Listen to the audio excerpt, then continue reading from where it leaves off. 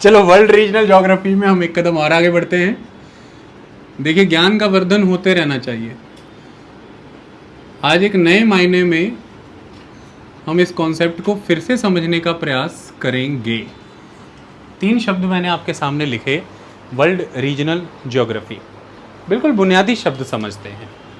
Topic तो जो पढ़ना है वो पढ़ेंगे, पहले बुनियादी शब्द समझते हैं। अचानक बैठे बैठे विचार आया कि बुनियाद पर दोबारा विचार कर लिया जाए, तो दिमाग में शब्द आया ज्योग्राफी। मैं आपसे समझना चाहता हूं, आप क्या समझते हैं? What do you mean by the word geography? मैं आपसे समझूंगा, आप समझाइए। वीडियो को रोकेंगे, फिर आप जो समझाएंगे मैं वीडियो में बता दूंगा, ठीक है? देखिए, बच्चों ने कुछ इन चीज़ों पर बल दिया। स्टिक बच्चों ने ये बताया कि सर ज्योग्राफी का अर्थ, ये कॉम्बिनेशन है 2 वर्ड्स का, जियो प्लस ग्राफी। जियो का अर्थ उन्होंने बताया कि अर्थ होता है, और ग्राफी का मतलब होता है द स्टडी। तो कहने का मतलब उन्होंने 2 शब्द को जोड़ के कहा कि सर ये स्टडी ऑफ अर्थ है। फिर मैंने पूछा जैसे, इसका मतलब? तो उन्होंने बताया कि सर ये एक तरह का स्टडी ऑफ अर्थ है in relation to humans. Study of earth in relation to humans, day to day life के बारे में स्टडी करते हैं, ऐसी चीज़। फिर उन्होंने बताया कि दूसरे स्टूडेंट ने बताया कि ये study of the changes on earth है, जो अर्थ में चेंजेस आते हैं, ये वो है। एक बच्चे ने बताया सर ये क्लाइमेट और वेदर, जब इसमें हम जोड़ दें तो ये पढ़ाई है उसकी। एक बच्चे ने बताया सर ये एक तरह से डिस्क्राइब, ग्राफ शब्द का मतलब द ग्राफीन, मतलब टू डिस्क्राइब द अर्थ। तो ये सब चीज़ें आपने बताई ज्योग्राफी के बारे में। वैसे इसका हिंदी नाम बड़ा सरल है। ज्योग्राफी को हिंदी में क्या कहते हैं? और भूगोल का मतलब क्या है? भू जो है वो गोल है। ये देखिए, ये जो भू है ये गोल है, तो भू अर्थात पृथ्वी, तो वो गोल है। बस कहानी कम ख़त्म कर दी और सब गोल हो गया। फिर भूगोल, फिर इसमें सूरज चंदा तो पढ़ना ही नहीं चाहिए, तारे पढ़ने भी नहीं चाहिए। पृथ्वी गोल है, उसको पढ़ लेना चाहिए, आड़ी तिरछी चीज़ें नहीं पढ़नी चाहिए। लेकिन इसमें भी उसका एक महत्व था। चलिए पहले आपको हम एक चीज़ पूछते हैं। ये जो वर्ड ग्राफी है, आपको नहीं लगता है ये बहुत रेलेवेंस रखता है? जैसे कि अगर मैं यहाँ पे एक वर्ड बदल दूँ, बायो प्लस ग्राफी कर दूँ, तो बायोग्राफी हो जाएगा। जियोग्राफी है तो बायोग्राफी भी तो होती है ना? आप बायोग्राफियाँ पढ़ते ही हो, है ना?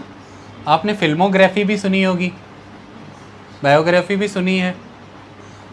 ये ग्राफी क्या है यहाँ पे? What do you mean by that graphy? चलो बायोग्राफी में क्या होता है ये बताओ पहले, फिर समझ आएगा शायद कि ग्राफी क्या है। नॉर्मली आप इस वर्ड को कैसे लेते हो? ग्राफ क्या होता है ये वर्ड ग्राफ? अरे बताइए भाई, what do you mean by the word graph? Graph क्या है? आप कहते हैं ना ग्राफ प्रिपेयर करिए, क्या प्रिपेयर करते हैं आप?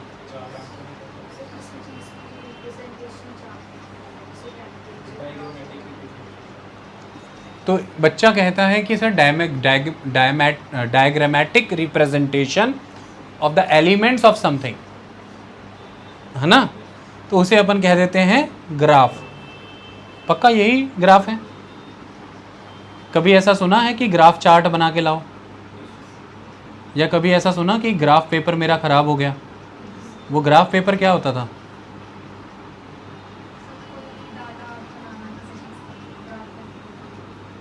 इसको देखा जा सकता है? इसकी कोई शक्ल होती है? इसका कोई फॉर्म होता है? कैसा? जैसे मैं बना के बताऊं, जैसा कि ऐसा ऐसा होता है कुछ, ऐसा ऐसा कुछ? पक्का? इसमें किसी को कोई डाउट तो नहीं?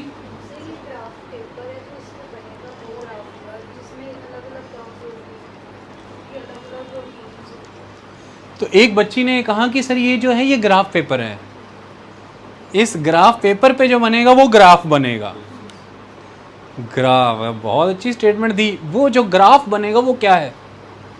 ये तो ग्राफ पेपर है।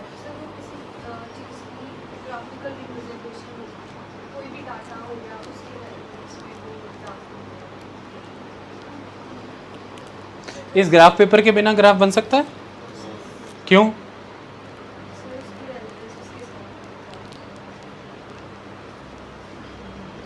अच्छा, मतलब ग्राफ पेपर के बिना ग्राफ नहीं बना सकती आप, है ना? हाँ, तो रीज़न मैंने पूछा ना, क्यों ग्राफ पेपर आ जाने से क्या हो जाता है? एक्यूरेसी किन चीज़ों से जुड़ी है? यहाँ पे कौन सी चीज़ इसे एक्यूरेट बनाती है? ग्राफ का जो पैटर्न है वो एक्यूरेट बनाता है। क्या है पैटर्न? इसको बड़ा कर देता हूँ ताकि दिमाग ना ज़्यादा झन्ना आए आप लोगों का। ऐसा कर देता हूँ कुछ, हैं? तो क्या है पैटर्न?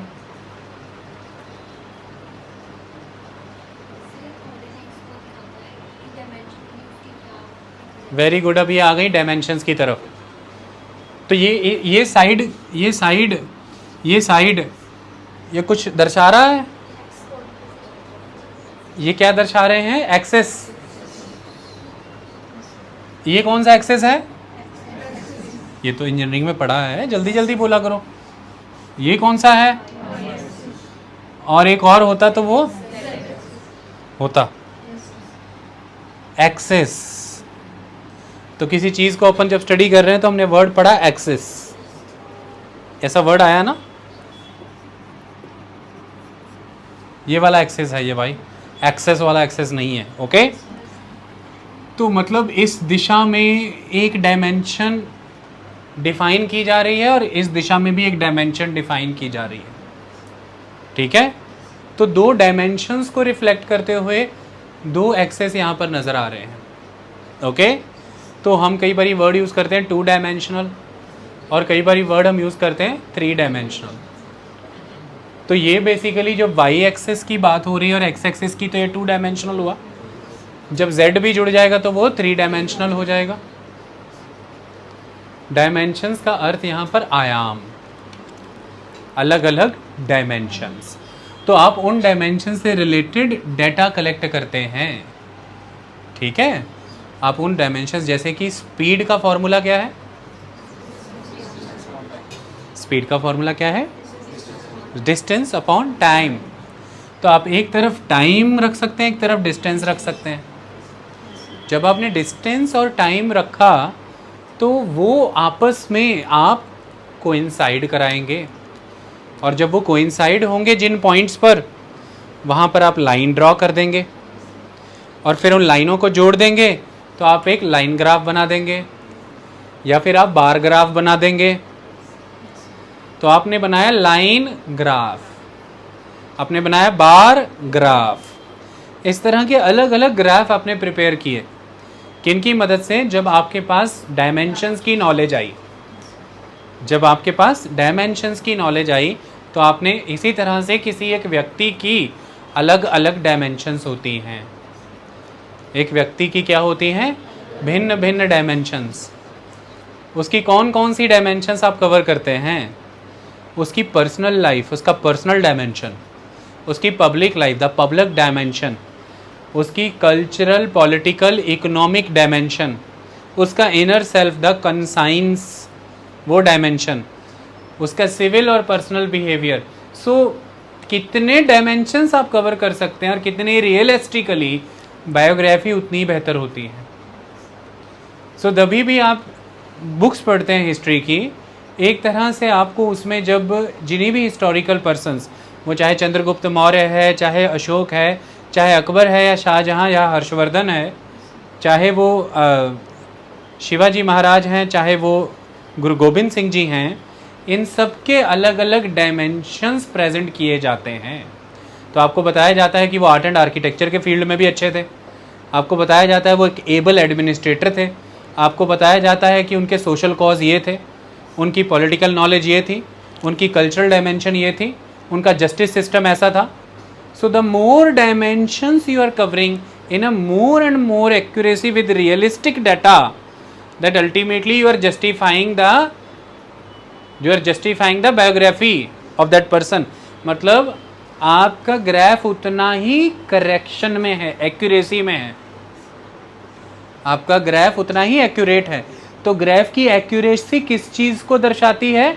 डायमेंशंस के रियलिज्म को। ग्राफ की एक्यूरेसी किस चीज को दर्शाती है? डायमेंशंस के रियलिज्म को। डायमेंशंस की रिचनेस को। और ग्राफ आपके सामने आ गया, आपने ग्राफ देखा तो ग्राफ एंड रिजल्ट है किस चीज का? The whole system of exploration. आपने उन डायमेंशंस को समझने के लिए जो एक्सप्लोरेशन की, उसका एंड रिजल्ट क्या निकला गया है? ग्राफ। तो ग्राफ देखा और उसके अंदर क्या छुपा हुआ है? The whole sum of dimensions. Okay, that's why when you are talking about the graphy of the person, that is the bio, और the graphy of the earth, with the help of those graphs, it can be anything. You are actually understanding the dimensions of the earth, the dimensions of the earth. So earth having many dimensions,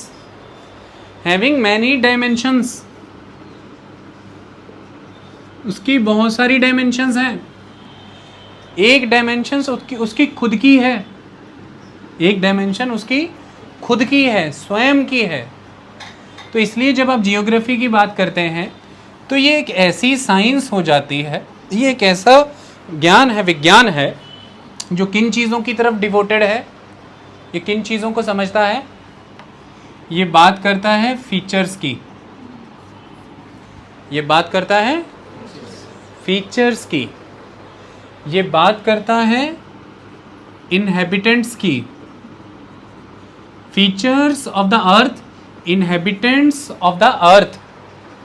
inhabitants कोई भी होते हैं, not only human. Inhabitants में पेड़ पौधे, जीव जंतु, ये सभी आते हैं। इसलिए ज्योग्राफी की एक ब्रांच इन्वायरमेंटल ज्योग्राफी में आप इन सबको भी पढ़ते हैं और फीचर्स भी पढ़ते हैं। क्लाइमेट चेंज एंड बायोडाइवर्सिटी में भी आप इन सबको पढ़ते हैं। तो ये बात करता है फीचर्स की, ये बात करता है इनहेबिटेंट्स की, ये बात करता है फिनोमेनास की, फिनोमेनन्स की। Okay, talking about the features, talking about the inhabitants, talking about the phenomenons and their interrelations, and their interrelations.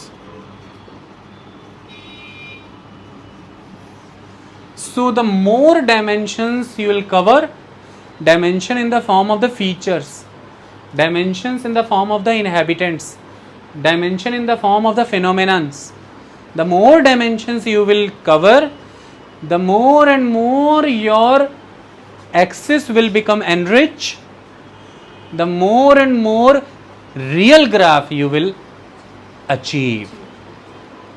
So more and more knowledge about the earth. So that is why it is the graphy about the earth, that is the geography. Okay, so to describe someone and to describe the earth, you need to study the dimensions to understand it. तो एक dimension ये है कि आप अर्थ के बनने की प्रक्रिया को समझते हैं, अर्थ के बनने की प्रक्रिया को, अर्थ कैसे बनी। एक डायमेंशन ये है कि आप अर्थ के जब बनने की प्रक्रिया को समझते हैं तो आप उसके उम्र के हिसाब से एक प्रक्रिया समझते हैं एज वाइज, और दूसरी प्रक्रिया आप समझते हैं उसके मटेरियल वाइज।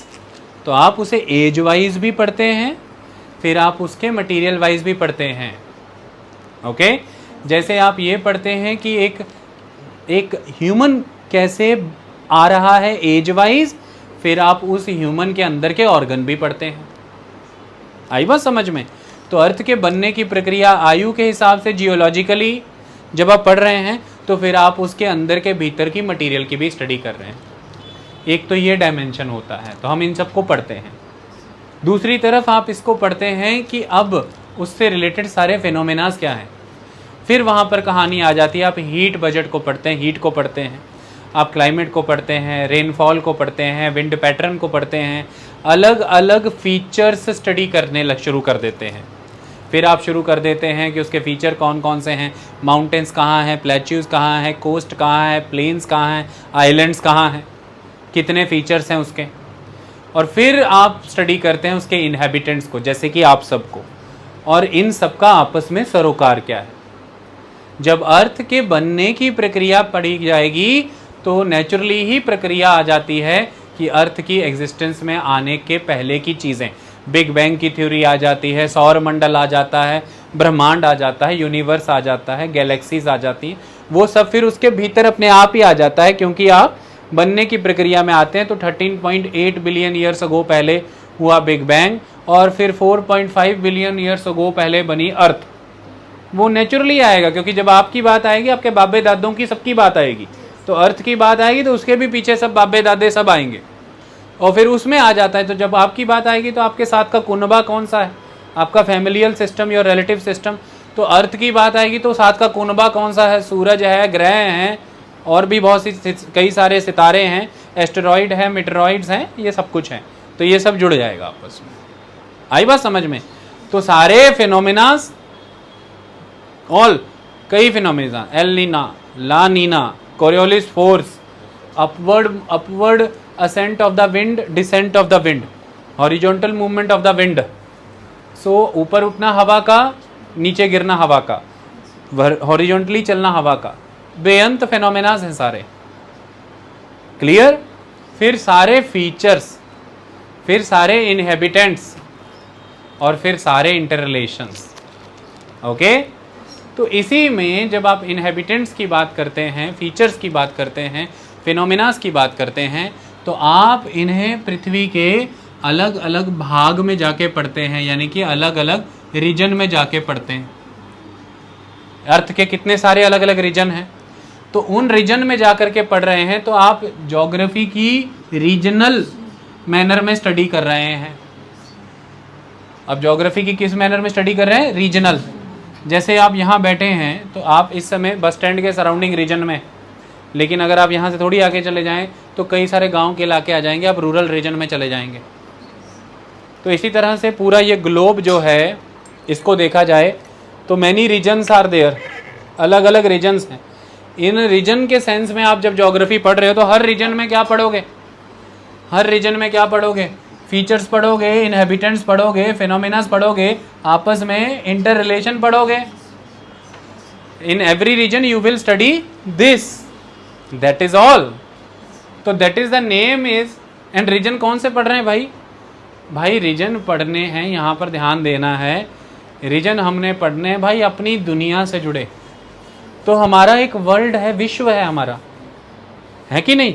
तो वर्ल्ड रीजनल ज्योग्राफी पढ़ रहे हो आप थोड़ी ना वो रीजन पढ़ रहे हो जो एलियन से जुड़े हुए हैं मंगल ग्रह में जाके।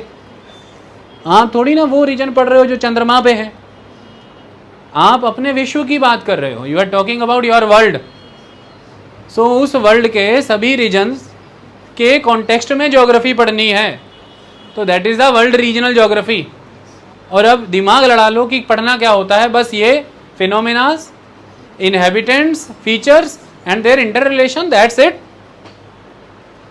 बाकी फिर इंटर रिलेशन में सब आ जाएगा। कितना पढ़ना है बताओ? फिर एक से एक डायमेंशन खोल दूंगा। वो क्या? सोशल, इकोनॉमिक, पॉलिटिकल, कल्चरल, जितना पढ़ना है पढ़ लो। और ओवरऑल इन सबको अपन किस में ले लेते हैं? Human geography. तो सिंपल करने के लिए इसमें बांट देते हैं। तो सिंपली 3 ब्रांचेस बना देते हैं अपन। एक फिजिकल ज्योग्राफी बना देते हैं, और उसमें मेजॉरली क्या पढ़ते हो आप? फिनोमिनास पढ़ते हो, फीचर्स पढ़ते हो। फिजिकल ज्योग्राफी में मोस्टली वही पढ़ते हो। और उसके अलावा जो खड़ी रहती है दूसरी तरफ, वो ह्यूमन ज्योग्राफी। तो बस उसमें ये सारा पढ़ लेते हो, दैट्स इट। इतना ही होता। और उसमें आप किसी देश में रहते हो, आप अमेरिका में रहते हो, इंडिया में रहते हो, आपकी चॉइस है। आप उसकी स्पेसिफिक ज्योग्राफी पढ़ लो, इंडिया में रहने वाले इंडियन ज्योग्राफी पढ़ लें। तो इंडियन ज्योग्राफी की बुक क्या रहेगी? Mixture of both of them. Indian geography की बुक मिक्सचर होगी। पहले फिजिकल फीचर बता देंगे, फिजिकल डायमेंशन, फिर ह्यूमन डायमेंशन, उसमें डेमोग्राफी यानी कि सोशल, उसमें इकोनॉमी, ये सारा डाल देंगे। That's it. यूएसए में रहते हो तो यूएसए ज्योग्राफी किताब पढ़ लेना, उसमें इन दोनों का मिक्सचर रहेगा। मुख्य ग्रंथ ये 2 रहते हैं, ये पढ़ने होते हैं। और भाई ये जो पढ़ लेता है फिर तो क्या ही नहीं पढ़ देता, वो सब कुछ पढ़ देता है। समग्र ज्ञान इसी में ही खुल जाएगा, इसी में ही छुपा हुआ है। ओके? तो to cover the larger dimension of the geography regional geography is the most important subject branch. Okay, regional मतलब कि विश्व का क्षेत्रीय भूगोल। वर्ल्ड रीजनल ज्योग्राफी विश्व का क्षेत्रीय भूगोल। इन्हें नहीं भुलाना कभी भी, अब पढ़ना इन्हीं को ही है, यही वाला विज्ञान है ये। और पढ़ने जब इंटरलेशन करने आओगे तो सब खुल जाएगा, सारे डायमेंशन निकाल दोगे।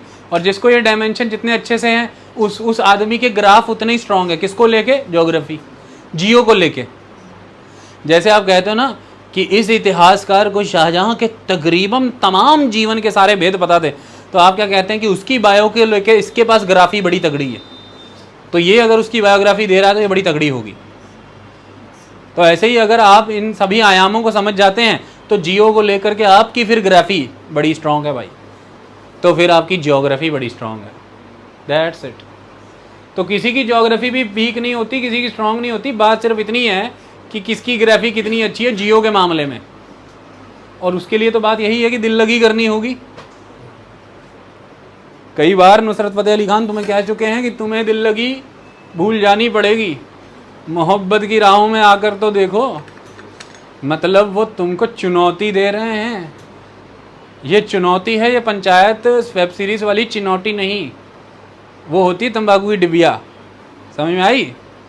वो एक डायलॉग मार रहे होते हैं ना हमको कि हमको प्लास्टिक वाली चिनौटिया से स्टील वाली बहुत अच्छी लगती है। तो वो कहता है भैया स्टील वाली घुमाती बहुत है, महंगी आती है ना, तो हम प्लास्टिक वाली रखते हैं। वो वाली चिनौती नहीं, चुनौती, चैलेंज। तो चैलेंज दे रहे हैं कि भाई दिल लगी भूल जाओगे तुम, मोहब्बत की राह पे आके तो देखो, क्योंकि वो बैठे हुए उस पार, इसलिए तुमको समझा रहे हैं। तो जो जितनी बेहतर दिल लगी लगाएगा इससे, उसकी ग्राफी जियो को लेके उतनी ही क्या होगी विष्णु? बेहतरीन। भाई बोला करो, ऐसे शब्द इस्तेमाल किया करो, बोलो बेहतरीन। क्या बात है, पूरे शेख लग रहे हैं, दुबई वाले हैं। वर्ल्ड रीजनल ज्योग्राफी में आज हम एक बहुत खूबसूरत रीजन के बारे में पढ़ेंगे, दैट इज रशिया। बहुत सी जानकारियां मिलेंगी बेअंत। बहुत से वर्ड जो आज की डेट में पूजा अखबारों में घूमते हैं, जिनके बारे में हमें जानकारी नहीं है, पता चल जाएगा। जैसे मैं सवाल पूछता हूँ पूजा आपसे कि यदि ये लिखा हुआ है कि आने वाले दिनों में भारत सरकार क्रेमलिन गवर्नमेंट के साथ नज़दीकियां बढ़ा सकती है, क्या मतलब आपका? किस गवर्नमेंट के साथ? क्रेमलिन मतलब क्या? पता लग जाएगा।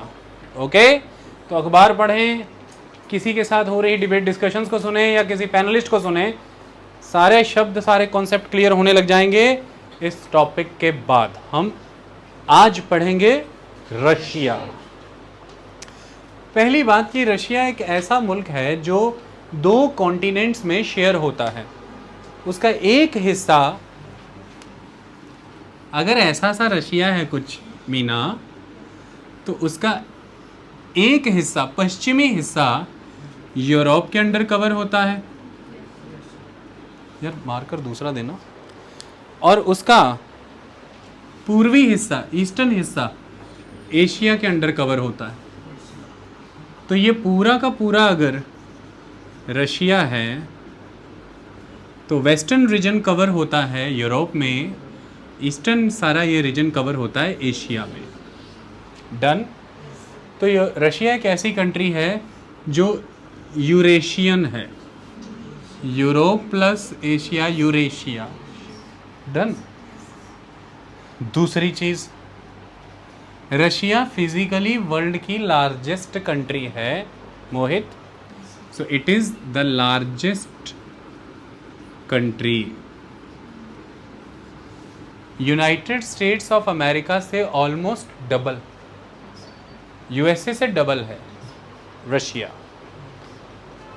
इसका फिजिकल साइज इतना बड़ा है, उसका अंदाज़ा आप यहाँ से लगा सकते हैं कि जैसे इंडिया में एक सिंगल टाइम जोन एग्जिस्ट करता है जो 82